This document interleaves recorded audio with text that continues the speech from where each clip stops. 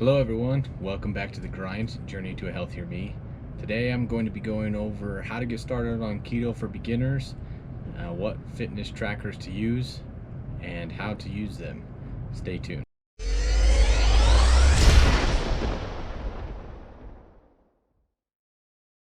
Some of you are wondering how to get started on keto and how to get your weight loss started.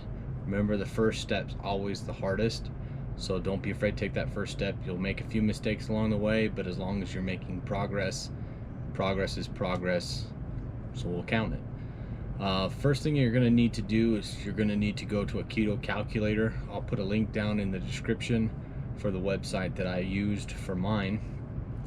What you'll need is your age, weight, height, gender, and your activity level. And then putting that information in there, you can choose some of the macros and stuff. If you want to adjust those a little bit, you can set your net carbs. I had mine set at 20 to 25. Some people go higher than that. And then once you do that, it will choose what protein level based on your exercise level. I have mine at 0.9, but you can calculate that based on your activity level. Make sure that if you are relatively active, that you are close to that 0.9 level. Otherwise, your muscles can degrade over time while you're doing keto, so you want to make sure your protein levels are up so you can maintain that muscle mass. Muscle mass helps to burn calories faster. Along with these numbers that this calculator is going to put out, you need a good food or fitness tracker. I've used both MyFitnessPal and Carb Manager. They both have perks. Carb Manager is a little bit easier to log keto foods and products. MyFitnessPal just released on their phone app, if you have the premium version, a net carb option, but definitely for tracking food, Carb Manager is a better one for keto. I prefer MyFitnessPal because it links better with my Garmin app that I have for my watch and my scale. Just personal preference, but I do log it in both, just trying to see what's better on those, and I'll do a more in-depth video on that later. So yeah, once that's started, it'll give you your basic macros. You can plug those into either MyFitnessPal or Carb Manager, and then you can start tracking your foods. Both have a free version. I have the premium version because it gives you the ability to break it down by grams and macros. You don't have to do this. The free version is just fine. I just wanted to have better data tracking for mine. Both, you can track your weight by day. You can also put in on Carb Manager your ketone levels if you do blood testing.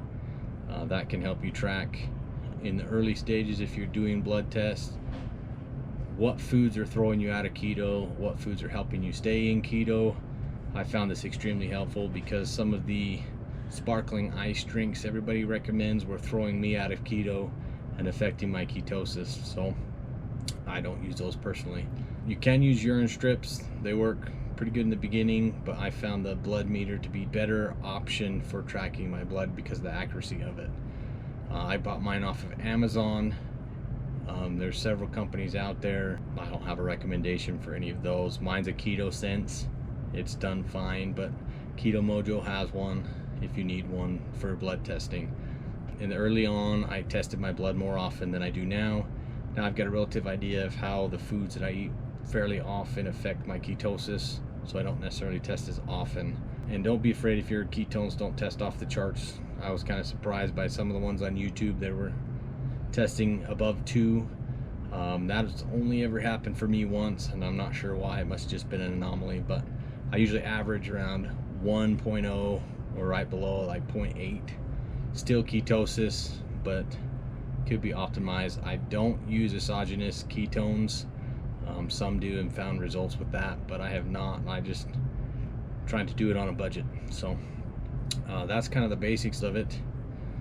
Make sure with your fitness tracker, whether you've got a pedometer or a Fitbit watch, Garmin watch, Apple Watch, whatever it is, that you're tracking your steps so you can get your activity levels figured out. That way when you log your calories, you can track your activity. 500 calorie deficit is what you're shooting for, and that will give you about a pound a week in weight loss. It's a marathon, not a sprint. If you have any questions, post below. Comment, like, subscribe, share with your friends. Remember, Life's not always hard. Sometimes you just need to grind it out.